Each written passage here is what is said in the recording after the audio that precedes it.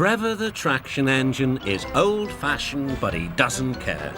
He knows that he is really useful, like his friend Edward, the blue engine.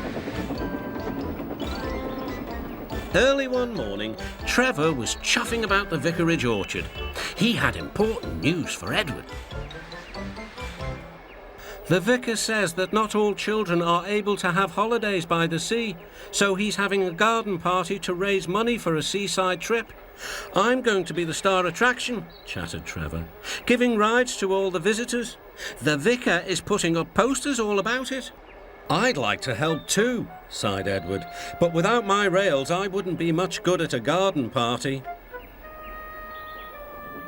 It was a beautiful day, but Edward was worried. I wish there was something I could do for the party, he said. I'd like to be helpful like Trevor. Edward's driver laughed. You're helpful in your own way, and that's on the railway. Next day, it was Trevor's turn to look disappointed. He had bad news. The vicar's been so busy, he forgot to put up the posters. Now no one will know about the party. But Edward had an idea. Don't worry, he said. Everything is going to be all right. Then he explained to his driver. The vicar can paste his posters on my cab and coaches, so wherever I go, they'll go too. Well done, Edward, said his driver. I'm sure the Fat Controller will agree. As indeed he did. Edward steamed happily through the stations, collecting his passengers. Look, they said, the vicar is holding a party. We must go to that. Later, Trevor was resting in the orchard shed when Bertie rolled by.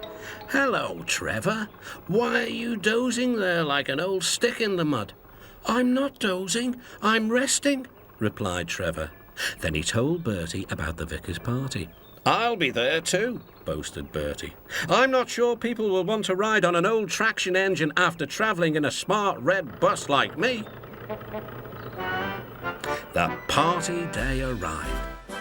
It had rained heavily during the night and the orchard ground was sodden. Rain and mud won't spoil my day, said Trevor. No, indeed, agreed his driver. We'll stay on the road, then we won't get bogged down. Trevor was soon busy trundling up and down the quiet country lane, carrying lots of laughing children.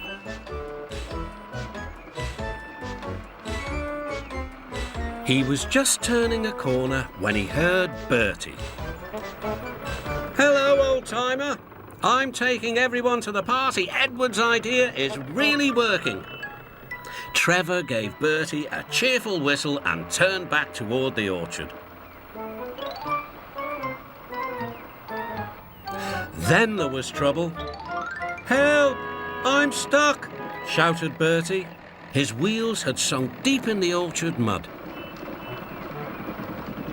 Terence the tractor arrived just in time. I'm the one who has to plough fields, laughed Terence. We'd better get you out. Using strong ropes, Terence and Trevor pulled Bertie clear of the mud.